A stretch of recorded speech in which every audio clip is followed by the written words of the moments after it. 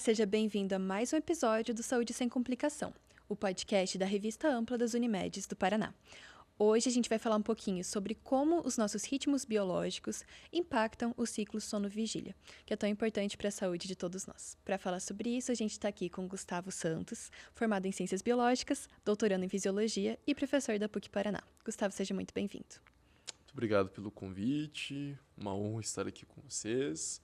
E espero desmistificar algumas coisas sobre cronobiologia e principalmente sobre sono. Você poderia explicar um pouquinho também como a cronobiologia está no nosso dia a dia? Sim, então vamos por partes. Vamos lá. Então, primeiramente, vamos explicar o que é cronobiologia. Então, como o próprio nome já diz, crono significa tempo, bio vida e logos estudo. Então, cronobiologia é basicamente a gente tentar entender como que os nossos ritmos biológicos... O que são ritmos biológicos? São variáveis fisiológicas que apresentam um padrão de variação ao longo do tempo.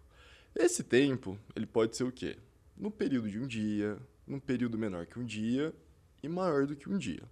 Então, basicamente é isso. Falou de ritmo biológico, é lembrar que se trata de uma variável fisiológica que vai variar em função do tempo. Aí a gente divide esses ritmos biológicos em 3 categorias. Os ritmos biológicos infradianos, circadianos e ultradianos. Qual que é a diferença entre eles? Os infradianos são ritmos biológicos que apresentam um padrão de variação maior do que 24 horas. Por exemplo, ciclo menstrual. Então, o ciclo menstrual não varia aí entre 28, 30 dias, ou um pouquinho menos. Varia um pouquinho de mulher para mulher. E os ritmos ultradianos são ritmos que têm um padrão de variação menor do que 24 horas. Por exemplo, frequência cardíaca, que é o padrão dos batimentos do coração, que varia ali no intervalo de minuto a minuto. E nós temos os ritmos biológicos circadianos, que são os ritmos que têm um padrão de variação aproximadamente de 24 horas. E o ritmo biológico circadiano mais conhecido e mais estudado é o ciclo sono-vigília. O que seria o ciclo sono-vigília? Basicamente, são os momentos em que a gente está acordado, que é vigília, e os momentos que a gente está dormindo, que é o período de sono.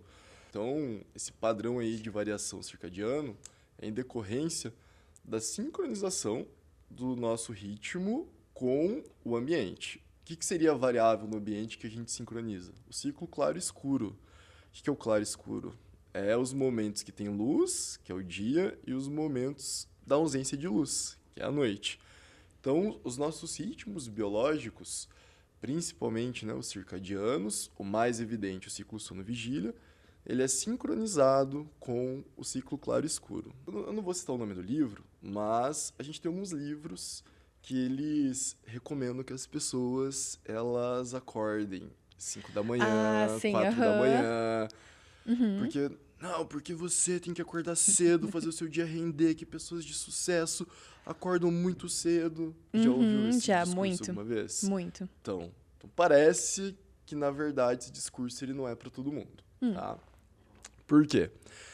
As pessoas, por mais que você tenha um hábito, o teu organismo, ele sempre tem uma biologia própria que ele gostaria de expressar. O que é essa biologia própria que ele gostaria de expressar? São os nossos horários de preferência para acordar e para dormir e para exercer determinadas atividades durante o dia. Tá? E cada um vai ter um. Cada organismo tem a sua expressão biológica natural, a sua preferência. Então, esta preferência por esses horários, principalmente horários de dormir e acordar, a gente chama de cronotipo. Já ouviu falar desse termo? Então, o que seria o cronotipo?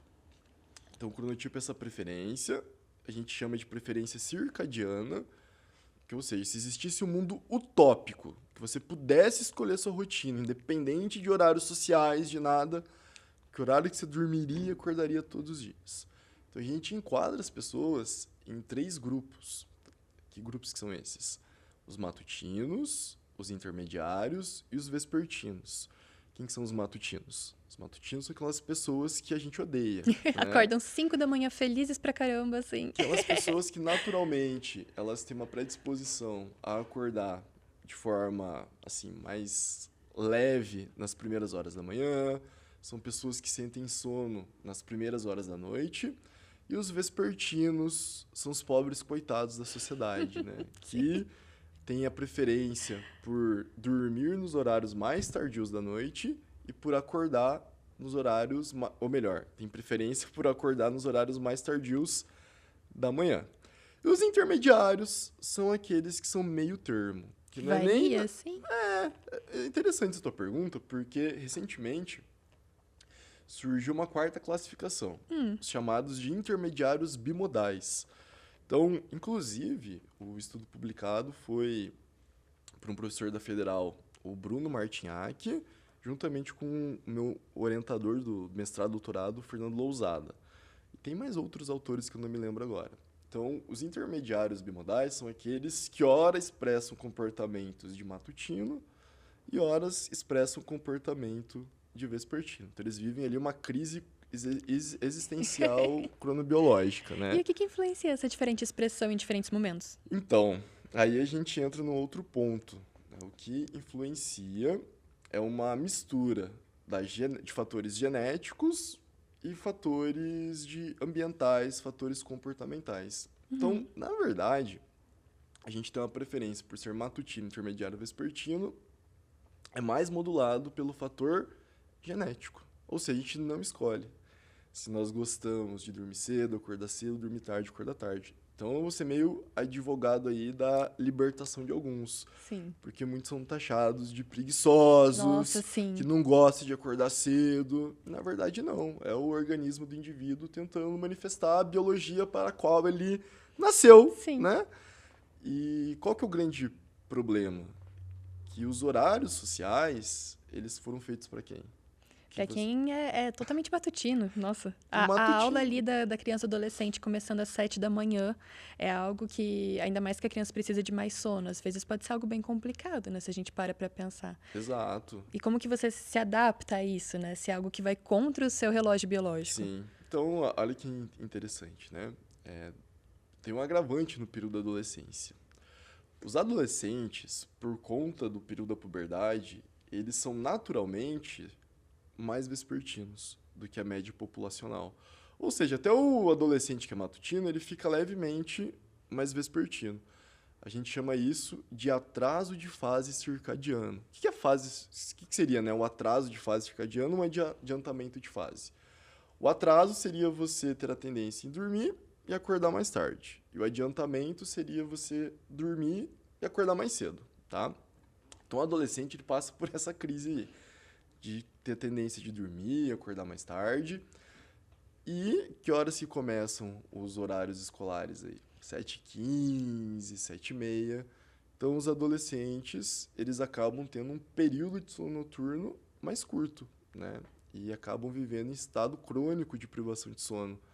Como que você nota essa privação de sono? Pela sonolência diurna, necessidade de cochilos. A gente chama o cochilo de sesta reparadora. Inclusive, um colega meu, o Jefferson Santos, no doutorado dele, ele fez um estudo bem legal e viu que o cochilo ele é bem importante para a manutenção da qualidade de vida assim, dos adolescentes, né? A necessidade de cochilo, justamente por conta dessa privação crônica de sono que eles têm. E aí, conforme nós vamos ficando mais velhos, nós temos uma tendência a ficar mais matutinos. Por isso que você vê, às vezes, muitas pessoas idosas que passaram a vida dormindo tarde, começam a dormir um pouquinho mais cedo, acordar mais cedo, Isso. com maior naturalidade, né? Uhum. E está associado também que conforme a gente vai ficando mais velho, a gente produz menos melatonina. E a melatonina ela é importante para a manutenção do sono. Então, geralmente, por conta, né, da redução da melatonina, o sono ele vai se tornando mais fragmentado conforme a gente vai ficando mais velho. Então, sei lá, por isso que o idoso acorda várias vezes durante a noite, aí acorda 4 da manhã. Qual que é a consequência de ter essa fragmentação do sono? Tem muito sono durante o dia, né? Sim. Sonolência diurna. Então, às vezes você está conversando ali com o idoso e do nada ele dá Dá uma uma pescada, pescada. dorme por conta disso. Mas, então, a gente tem essas diferenças circadianas entre os indivíduos, então essas diferenças na manifestação das preferências individuais, e parece que os horários eles são mais adaptados para os matutinos do que para os vespertinos. Você ser vespertino, ele é algo ruim naturalmente? Não. Ele é ruim por conta das demandas sociais. Que não né? encaixa ali, né? Exato. Sim. E qual que é o problema de você ser vespertino? O vespertino, ele tende, então, assim como o adolescente, a ter um quadro de privação de sono nos dias de semana e manifesta isso através da sonolência diurna. Uma das formas de tentar compensar ou reduzir essa sonolência é através dos cochilos, né? E qual que é o problema da pessoa que fica privada de sono durante os dias de semana? Chega no final de semana, o que a pessoa faz? Dorme o tempo todo. Dorme tudo que ela não dormiu nos dias de semana. E a gente dá um nome para isso. Inclusive, foi o que eu estudei no meu mestrado. Quando o indivíduo ele muda os horários de dormir e acordar no final de semana em relação aos dias de semana, a gente chama isso de jet lag social. O jet lag é um termo utilizado para quando o indivíduo viaja para um país com um fuso horário diferente. Então, quanto mais horas de diferença para o país que o indivíduo foi em relação ao seu país de origem, maior é o estresse para o organismo do indivíduo e mais tempo demora para o organismo ele se adaptar. Porque, imagina, né? O cara saiu do país dele 8 da manhã, viajou para um país com 2 horas de fuso horário de diferença. Chegou no outro país, é 8 da manhã ainda. Uhum. Então, o cara vai ter um período de exposição à luz natural maior, né? E isso bagunça a capacidade de sincronização do nosso ritmo biológico circadiano com o ciclo claro-escuro. E aí, o que acontece? Então, o vespertino, que geralmente é o cara que apresenta esse quadro de jet lag social, é como se final de semana ele viajasse para um país com fuso horário diferente do que ele habita, né? Então, final de semana, viaja para um país com fuso horário diferente e na segunda-feira Volta tudo de volta novo. para o país de origem e já começa a segunda-feira privado de sono. Isso né? é complicado até se você para pensar, por exemplo, que nem você falou, as pessoas que tendem a ter maior dificuldade para acordar cedo são muito classificadas, tem esse estigma de preguiçoso, não tá dando conta. E eu acho que muitas vezes, pela falta dessa consciência mesmo, as próprias pessoas se veem dessa forma, né? Tipo, nossa, eu não consigo acordar cedo, eu não consigo fazer as coisas de manhã. E como é que a gente pode fazer para conhecer qual que é esse nosso funcionamento num ambiente, digamos, natural, sem essas forças externas, para poder tentar, né, se adaptar a ele? Então, tem alguns instrumentos que a gente pode avaliar e, através da própria experiência, eu acho que você meio que já tem uma ideia se você é matutino ou vespertino. Mas a gente tem um questionário, que ele até é disponibilizado na internet, que é um questionário chamado de Horn e Ostenberg. Ou você pode encontrar como questionário MEC ou questionário HO. É tudo a mesma coisa. Você digita isso no Google e vai aparecer para você um link. Cada pergunta é sobre sua preferência. Se você pudesse escolher os horários que você gostaria de acordar. Aí ele dá opções de horários e você marca. Qual é o horário do dia que você está mais predisposto a fazer um exercício? São 19 perguntas que no final vai gerar uma pontuação. E de acordo com essa pontuação, você é classificado como matutino, vespertino e intermediário. E ainda, eu não tinha comentado antes, mas tem outros subgrupos. A gente tem os matutinos extremos e os vespertinos extremos. Matutino extremo é aquele que, nossa, acorda muito cedo, dorme muito cedo. O vespertino extremo é aquele que dorme muito tarde, acorda muito tarde. Então, esses são a Ali. minoria. E a gente ainda tem os grandes dormidores e os pequenos dormidores, que são os que têm os pequenos dormidores, os que têm uma menor necessidade de sono, os grandes dormidores, que têm uma maior necessidade. Então pode ter o vespertino extremo, grande dormidor, o matutino extremo, pequeno dormidor. Então a gente tem essas diferenças. Então uma das formas de você saber o que você é através desse questionário. Uma outra forma é através da sua experiência mesmo, né? Então, você consegue dizer se você tem uma preferência por acordar nas primeiras horas da manhã, acordar um pouquinho mais tarde. Então, isso ajuda a sinalizar se você é matutino ou vespertino. Isso leva pra gente para uma outra pergunta, né? Como que você sabe se você está dormindo bem, se você está dormindo mal? Qual que é o seu parâmetro, por exemplo, para você dizer para alguém... Tá lá na padaria e pergunta, você tá dormindo bem? Como que você sabe? Olha, geralmente eu imagino que eu dormir bem quando eu não fico o dia todo meio sonolenta, mais desatenta. Não sei se vai por esse caminho. Por esse caminho. Então, A necessidade de sono para os indivíduos adultos, ela varia entre 6 e 8 horas e agora na última diretriz que saiu, entre 7 e 9 horas. Então, assim, é entre. Então, aquele negócio que a gente precisa de 8 horas de sono é um mito, tá? Então, algumas pessoas precisam de um pouquinho mais, algumas pessoas precisam de um pouquinho menos. Então, uma das formas de você saber se você está dormindo bem é isso que você comentou. Se você acorda bem, se você tem facilidade para levantar, se você sente sono durante o dia, isso é um bom sinalizador. E o principal sinalizador, se você está dormindo o suficiente, é a necessidade de utilizar despertador. Porque o despertador, ele está indicando para a gente a interrupção precoce do sono. Então, quando você acorda naturalmente sem despertador, essa é uma sinalização biológica que tá ok, você dormiu bem. Agora, quando você usa o despertador ele interrompe o seu sono, dependendo do momento que você acorda mais cansado, e isso pode ter alguns desfechos para o seu dia. E aproveitando até a deixa, assim, tem alguns aplicativos que eles falam, beleza, então você quer acordar em período de que hora até tal hora, sabe? Então, eu quero acordar entre 6 e 7 horas, eu preciso estar acordado.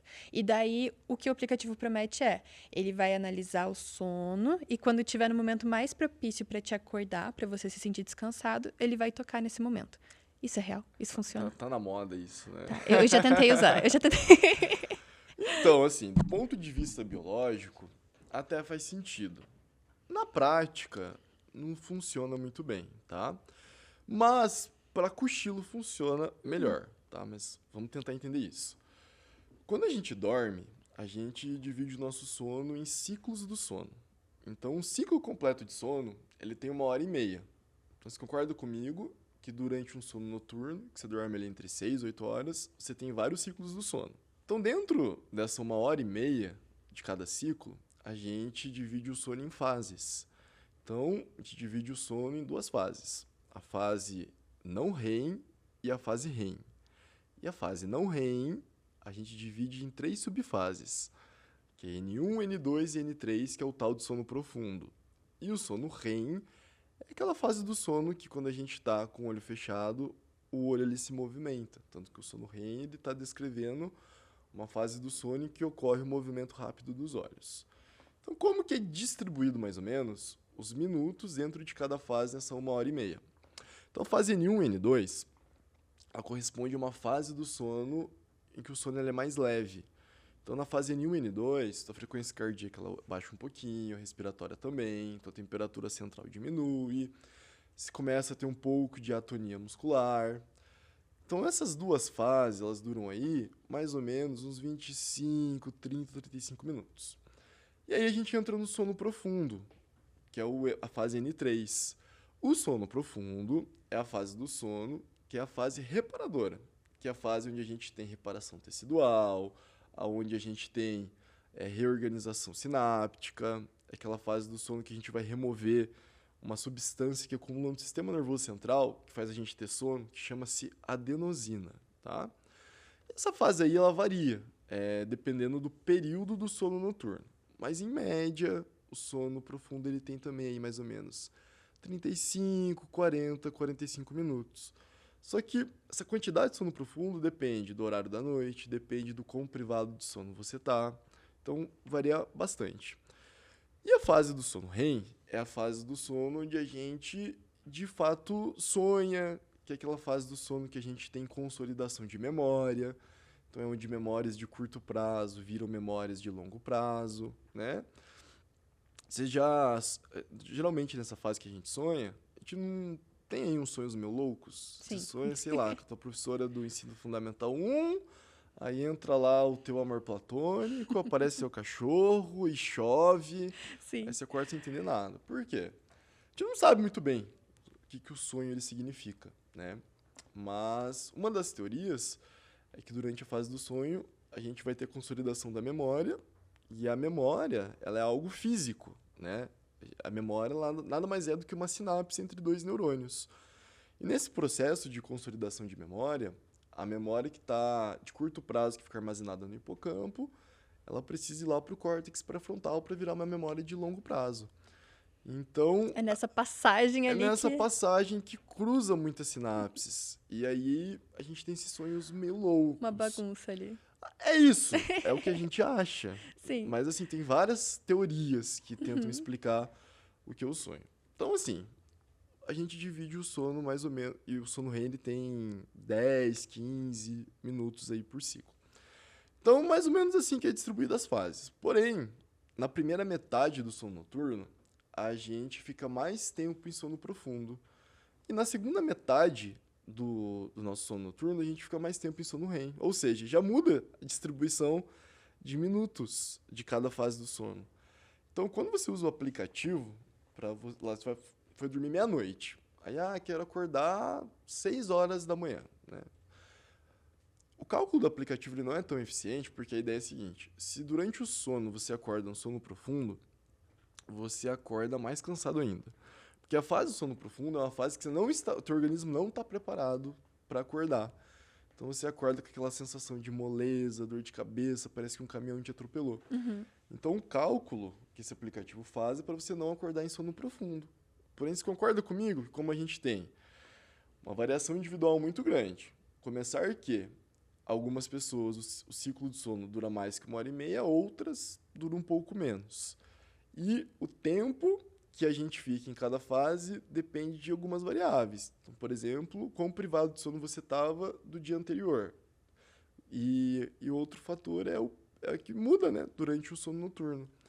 Então, na prática, acaba não sendo muito efetivo, Não é tá? tão preciso assim, Não né? é Quanto seria preciso. necessário. É meio na sorte, na verdade. Justo. Meu placebo. Sim. Agora, pro cochilo, o cochilo é mais assertivo. Então, o que é o recomendado do cochilo? O cochilo é uma forma de você dissipar a sua privação de sono durante o período da vigília. O que não é recomendado? É você dormir entre meia hora e 1h, 1h10, porque se você dormir se você acordar nesse intervalo, provavelmente você vai acordar no sono profundo. Então, 20 minutos, você vai acordar provavelmente na fase N2 do sono. E esses minutinhos já é o suficiente para você ter uma dissipação da tua privação de sono para melhorar o seu dia. E 1h30, você provavelmente vai dormir um ciclo completo. Você não vai acordar em sono profundo. Tem uma coisa que também é muito usada, que são os relógios inteligentes e tudo mais. E aí o relógio, ele costuma dizer ali, né? Você teve tal até tal hora em sono REM, tal até tal hora em sono profundo. Essa medição também, ela corresponde à realidade? Não tem como, através de um dispositivo, a gente inferir qual fase do sono que a gente está. Então, os smartwatches, por exemplo, eles tentam inferir isso por frequência cardíaca, porque ela vai diminuindo, né? Conforme a gente vai entrando na fase de sono mais profundo e tal. Mas não funciona, tá? Qual que é o tipo de exame, de avaliação para você saber quanto tempo que você fica em cada fase do sono? Exame de polissonografia. Já viu aquele exame que você coloca uns eletrodos na cabeça, eletrodo aqui no queixo, perto dos olhos? Esse sim, esse é considerado padrão ouro na pesquisa, na clínica médica, para você saber quanto tempo mais ou menos que o indivíduo fica em cada fase do sono. Então é só colocando eletrodo e captando a atividade elétrica dos neurônios é que a gente consegue saber em qual fase do sono que a pessoa está. E a gente falou um pouquinho, então, sobre como o ciclo de luz do dia pode influenciar ali o ciclo sono-vigília. E para quem trabalha à noite, por exemplo, qual que é o impacto que isso tem? Como que a pessoa pode organizar melhor o ciclo dela, se isso for possível? Então, o grande problema de quem trabalha nos períodos, né, noturnos é que isso dá uma bagunçada no ciclo sono-vigília. Porque geralmente, a pessoa que tem o trabalho de turno, a pessoa trabalha um dia, aí ela folga geralmente um dia ou folga 2 dias. Então, o que acontece? A pessoa geralmente ela tem um padrão de sono que um dia ela fica privada a noite inteira, aí no outro dia a pessoa dorme durante o dia e no outro dia a pessoa dorme durante a noite. Então, essa, entre aspas, desregularização do sono é o que vai causar os principais desfechos. O que a literatura lá diz pra gente? Que indivíduos que trabalham pelo menos uma vez no mês no período noturno, período da madrugada, já é o suficiente para predispor essas pessoas a desenvolverem diversas patologias, como doenças cardiovasculares, diversos tipos de câncer. Então, assim, tem como você dar uma contornada. A contornada é não alterar muito os horários de dormir e acordar. Então, o ideal seria que o indivíduo que trabalha noturno, por exemplo, se ele dorme todo dia durante o dia, ele dormisse nos mesmos horários e acordasse nos mesmos horários no período diurno mesmo. Só que o grande problema é que, se o cara trabalha durante a noite um dia e folga 2, é difícil ele manter essa rotina. E quando a gente fala, então, dessa privação do sono que a gente estava conversando também, o cochilo, ele consegue ter algum efeito para talvez compensar uma falta de sono durante a noite? Então, agora o recado vai para vocês de casa, ó. Então, o cochilo, ele é algo bom, mas o cochilo, ele não substitui o sono noturno. Então, o cochilo, ele auxilia a gente a dissipar uma variável chamada de pressão de sono. O que é pressão de sono? O quanto mais tempo em vigília você passa, automaticamente mais sono você sente. Então, o cochilo, ele ajuda a gente a dissipar essa pressão de sono. Por quê? Você dormiu pouco durante a noite, então você teve um sono insuficiente. Então, o cochilo, ele vai ajudar a tentar compensar isso. Então, por isso que você dormir 20 minutos, dormir uma hora e meia, vai te auxiliar a ficar melhor, porque vai dissipar essa pressão de sono. Agora, você achar que vai substituir o teu sono noturno, não substitui. Perfeito. Beleza? Mas, gente, ó, é importante, cochilo é algo bom, porém, desde que ocorra no período de 20 minutos aproximadamente, ou 1h30. 1h30. Perfeito. Se você quiser dormir entre meia hora e 1h10, 1h20, é a receita perfeita para você acordar pior Péssimo. do que quando você foi dormir. E para finalizar, então, Gustavo, eu queria entender um pouquinho como que as pessoas podem fazer para que esse sono seja mais separador ou consiga realmente se adaptar ao relógio biológico da melhor forma. Então, não quero que seja frustrante o que eu vou falar, porque geralmente as pessoas elas esperam uma receita que faz isso, que isso vai ser revolucionário, né? Assim, é de fato uma receitinha que eu vou falar, mas muda a vida das pessoas, só que é algo simples, não é algo assim que as pessoas nunca ouviram falar sobre. Então, a higiene do sono, ela nada mais é do que um conjunto de comportamentos que devem ser feitos no período que antecede o sono. Então, quais são alguns hábitos, alguns comportamentos bem objetivos que melhoram o nosso sono noturno? Então, o primeiro deles é a redução da exposição a telas durante o sono noturno. Então, assim, a gente sabe que você deixar de usar a tela 2 horas antes de dormir é difícil, ainda mais nos dias de hoje. Mas 1 hora, meia hora antes de você dormir, já é o suficiente para ajudar a você dormir mais rápido, você acordar menos vezes durante a noite, tá? Além disso, o ambiente que você dorme, então quarto, a cama, ser um ambiente especificamente para dormir. Então nada de levar notebook, nada de deixar a cama bagunçada, de trabalhar na cama, estudar na cama.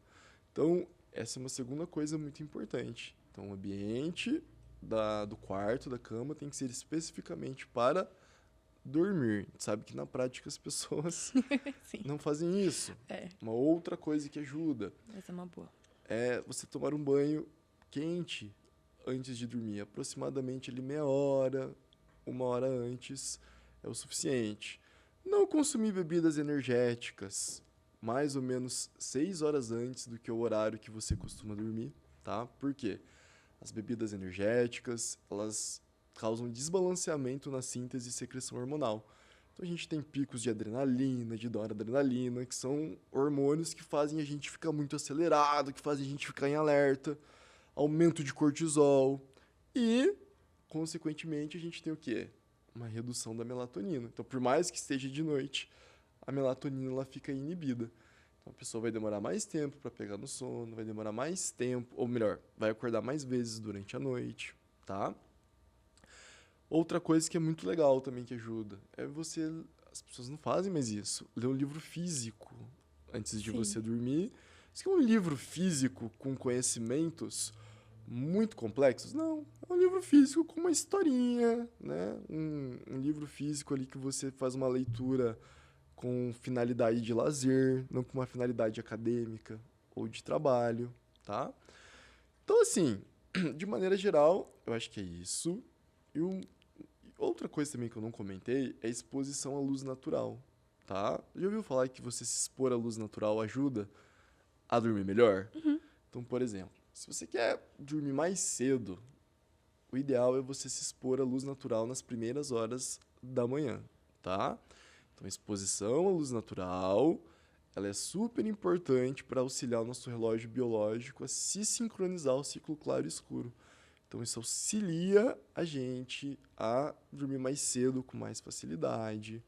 Então, é uma boa forma também da gente regularizar o nosso sono. E uma dúvida, exercício físico. Ah, não comentei, né? Exercício físico, mais ou menos aí 3 horas antes do horário da gente dormir, também não é recomendado, porque exercício físico, igualmente bebida energética, faz a gente ter picos de adrenalina, noradrenalina e cortisol. E a última dica, que eu acho que é a mais importante, é que para você ter uma vida longeva, uma vida saudável, o ideal e o importante é que você tenha uma regularidade do sono. O que significa regularidade? É dormir e acordar mais ou menos nos mesmos horários todos os dias. Dias de semana e finais de semana, tá? Nos dias que você está trabalhando, nos dias que você está de folga, quando você está de férias. Por quê? Quando a gente oscila muito, quando a gente muda muito os horários de dormir e acordar de um dia para o outro, de uma semana para outra, isso bagunça o nosso ciclo sono-vigília. O que seria essa bagunça? A gente tem um desalinhamento entre o nosso ciclo sono-vigília com a sincronização com o ciclo claro e escuro. Em outras palavras, a gente tem dificuldade de se adaptar ao ambiente no qual a gente está inserido.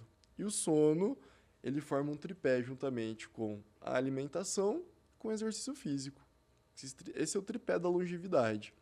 E dentre os três, eu acho que o sono é o que é mais deixado de lado.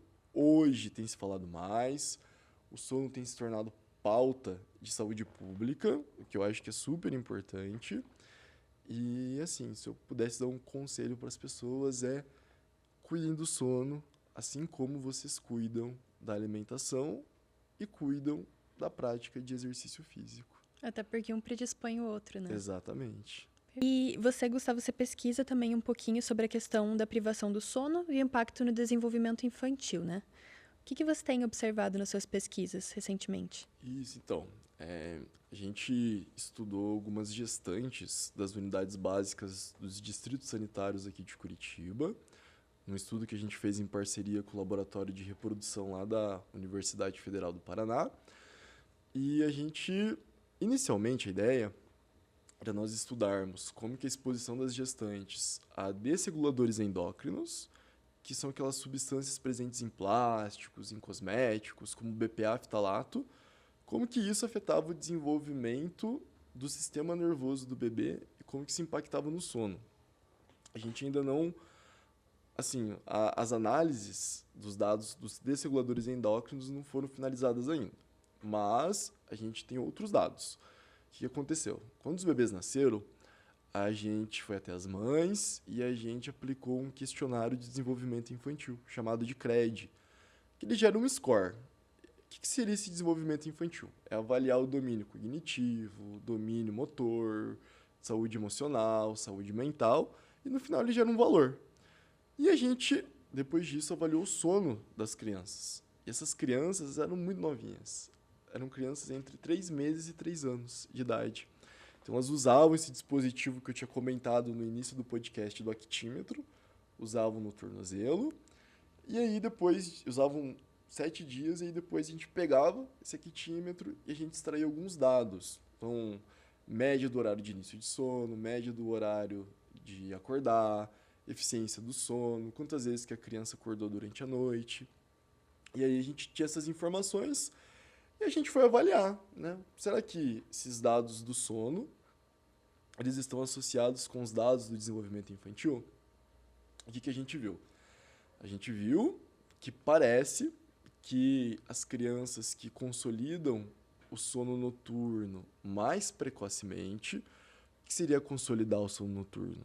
seria dormir mais horas durante a noite e menos horas durante o dia. Por quê? O recém-nascido, ali de 0 a 3 meses de idade, ele tem um sono fragmentado, polifásico. Então, dorme durante o dia e durante a noite igual. A partir dos 3 meses, a tendência é que essa criança comece a dormir mais durante a noite e menos durante o dia. Por que você acha que acontece isso? Tem alguma ideia? Começa a regular ali com o ciclo? É assim mesmo. É isso aí? Porque conforme a criança vai se expondo à luz À luz. natural, o relógio biológico vai maturando, o ciclo vai maturando e vai sincronizando o ciclo claro e escuro.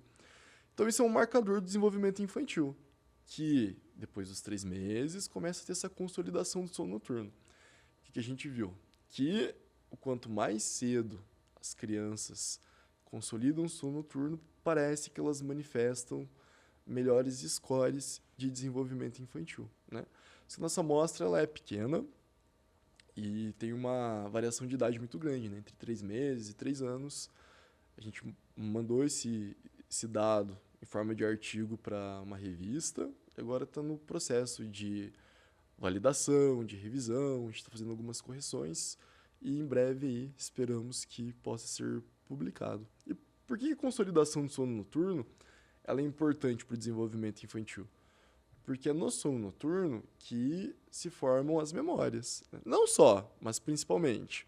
E o que acontece? Se a criança ela não dorme bem, então ela vai ter uma dificuldade de formar memória. Se tem dificuldade de formar memória, tem dificuldade de aprendizagem, né? Então uma coisa está associada com a outra. E como que pais e responsáveis podem auxiliar nessa consolidação do sono noturno? Então, basicamente, é tentando manter uma rotina em que as crianças durmam e acordem no mesmo horário, dormir no berço, dormir num ambiente que seja adaptado, né? E expor a criança à luz natural durante o dia, ter mesmos horários para se alimentar. Então, Manter uma rotina ali. Exato, ter uma rotina. Eu acho que de maneira bem objetiva é isso. Não tem muito assim misterioso que os pais irresponsáveis possam fazer. É o básico, que é o básico que funciona. Perfeito. Tá bom? Então, Gustavo, muito obrigada. Obrigada pela conversa. Que agradeço. Espero que eu consiga ter respondido de forma simples alguns conceitos e desmistificado algumas coisas sobre cronobiologia, sobre sono. Com certeza, e acho que o que você falou, né? Às vezes a gente espera algo mirabolante, uma fórmula mágica, mas muitas vezes é o básico bem feito que vai ter melhores resultados para o nosso sono, nossa saúde. Exatamente. Então, muito legal. Muito obrigada, então, Gustavo, e muito obrigada também a você que nos assistiu. Até a próxima.